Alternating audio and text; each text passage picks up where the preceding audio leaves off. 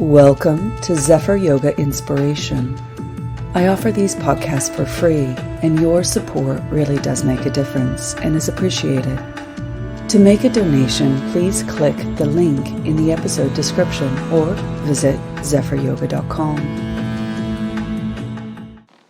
So as you guys all know, we've been on this huge journey over the past few months, working with the elements and understanding how they work with our embodiment and how we transverse our inner landscape by utilizing these elements. Then unfolding in the sister science of yoga, Ayurveda, and working with the doshas and seeing those elements and as an expression of those doshas and how we create inner harmony by practice. Last week, we looked at the Buddhist perspective of seeing the body as a vessel and what we're working with and how to work with it, drawing our attention towards the Granda Samhita and working with prana and the stages of working with prana to ultimately connect to the healing power of prana, the power that inspires the physical, energetic, and mental form, but also the way in which we transform our experience of our embodiment towards a place in which we can find more equanimity in physical, energetic, and mental embodiment. So this practice, this focused, diligent practice of yoga is called Abhyasa. This is a term in which really focuses our attention to this devotional practice that we adhere to. And within that, we are practicing Vairagya, which is this letting go of sensory observation or perception of what comes up as a result of practice. So this Vairagya is a way that we become able to detach with love or indifference with what is observed or seen arising in our practice, the form of our thoughts, emotions, memories, sensations, judgment, criticism, resistance, attachment, all sorts of stuff come up in our practice. So what we're trying to do is really point us towards the supposed goal of yoga is reaching a state of Nirodha. And this is pointing towards the Yoga Sutras in that way in which Nirodha is the stopping, the stilling, the removal, or the cessation of. First, we work with our physical body, which is Kaya Nirodha, physical stillness. Then we work with our energetic body, Prana Nirodha, which is our energetic stillness. And then we work with Citta Vritti Nirodha, which is mental stillness. That's the second sutra. So what happens when we achieve stillness? It is said that the self rests within itself, that the I-ness recognizes itself as you. Consciousness sees itself through your embodiment. And so that is that experience of that desired Samadhi state, which is the 8th limb of the Ashtanga Yoga practice. And Samadhi is not necessarily anything to do with like union. Actually, Samadhi is said to be a separation of Prakriti as you awaken to your Purusha. I know that sounds like what? Prakriti is everything in your manifested form, physical, energetic, and mental. So everything that we experience in our embodiment, external and internal, is Prakriti. But consciousness is Purusha. So again, the Yoga Sutras, there's a school of thought that it is a part of duality, of separateness. And what we're trying to achieve is the separateness as we awaken to our oneness, wholeness, completeness. And that is said to be true liberation, true freedom, is that enlightened state when we recognize Purusha as ourselves. So what happens, according to the Yoga Sutras, if stillness isn't achieved in our practice? Well, the witnessing state of consciousness within you misidentifies with the thoughts, the emotions, the images, the sensations, the other mind stuff that is kind of going on. You misidentify as Prakriti. I am my thoughts, I am my emotions, I am my sensations. This is who I am. and you get stuck in this limited sense of self. So Patanjali has two solutions. It's either Kriya Yoga or Ashtanga Yoga. Not the brand Ashtanga taught by Padabi Joyce, but Ashtanga Yoga, according to the Yoga Sutras, is the 8th limb path. So Kriya Yoga is said to be for those who are not seeking the highest state of Samadhi. So you practice Tapas, SvaDhyaya, and Isvara Pranidhana. So Tapas practices that create heat for positive change. And in that heat, it digs up all this stuff. And SvaDhyaya is this self-study, self-knowledge. You start to kind of go, oh, wow, that's a judgmental thought. Wow, I have so much self-doubt right now. God, that pain is really distracting me.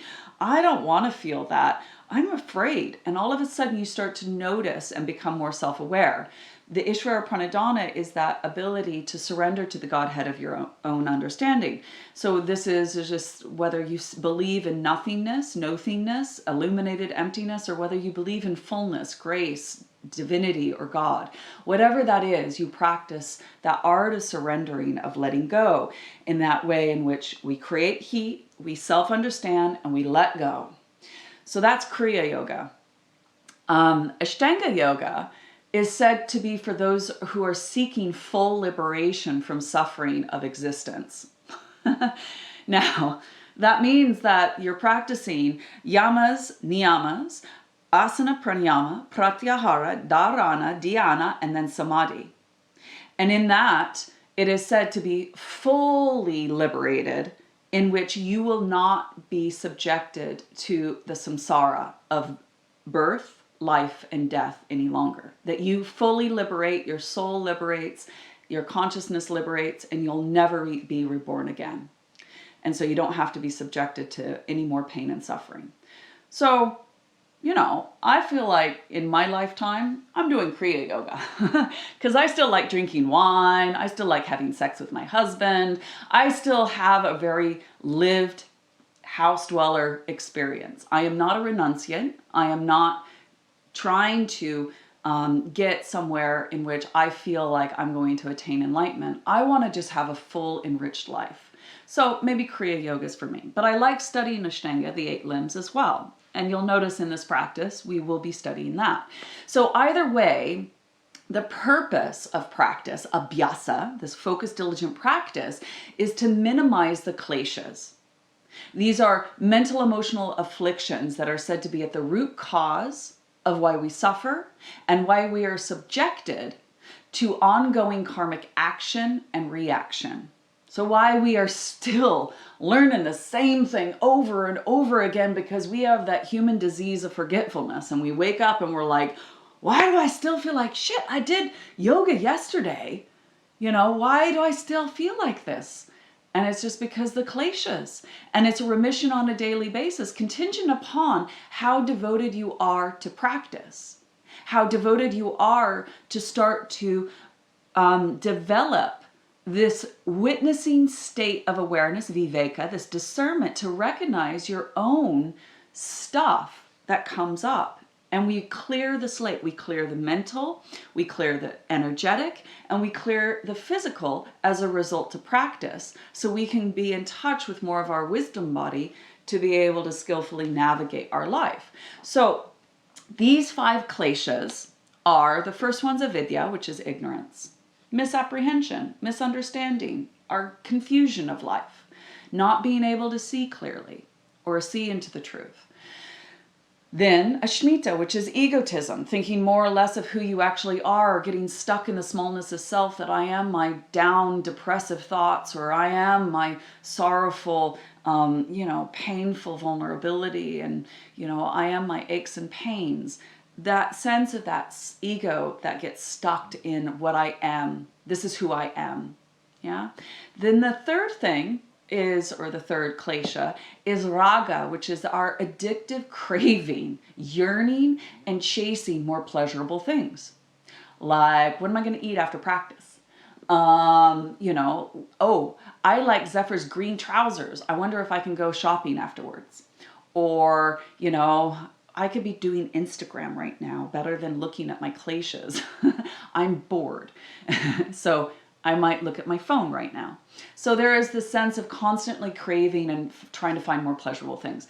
Fourth thing is devesha, which is that resistance to whatever is causing you pain. It's that aversion. Like, I don't want to feel pain. I don't want to feel bad stuff, and so we push it away.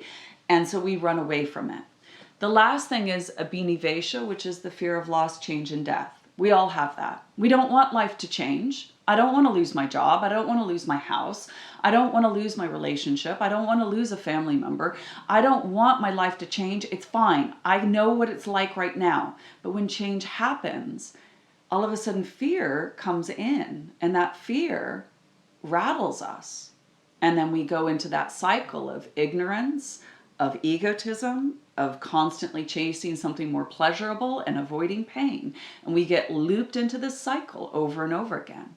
So when we are practicing, noticing the witnessing state in the physical, energetic, and mental form, how we get stuck and into this habit of wandering mind. And we do a whole vinyasa without even being present. Or how we misidentify of being more or less than and get stuck into this unhealthy ego sense of who we think we are. I'm so crap. Look at everybody else doing this. They seem so peaceful and serene, and I'm the worst one in the room. Or we go and wake up to our craving, yearning, chasing something more pleasurable, and we catch ourselves wandering our eyes around, kind of going, oh, this is pity. Or we go into avoiding and resisting what gives us pain. I don't want to do that pose. That gives me pain. I'm going to do something else that's more pleasurable. Or we ultimately just notice what we are truly afraid of. Zephyr's going to make me hold my breath out and I can't breathe in. That scares me. What if I die? So we're going to do these Uddiyana Mulabandha Kriyas on the held exhale, Kumbhaka. And it provokes that kind of fear, like, oh my gosh, I'm going to die because I can't breathe in.